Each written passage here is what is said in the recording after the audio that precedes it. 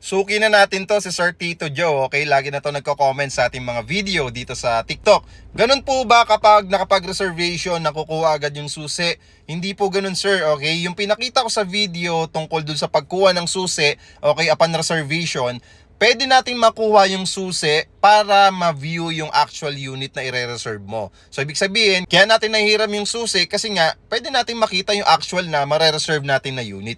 Ganun kaganda dito sa developer po namin. Ito yung advantage ng ready for occupancy. Kapag gusto mo mag-reserve ng unit, okay, before ka magbayad ng 10,000 or 25,000 na reservation fee, wala nang down payment, okay, pwede nating tignan at bisitahin mismo yung actual unit na nagustuhan mo para makita natin kung okay ba yung view, okay ba yung materials, okay ba yung in good condition ba siya, okay?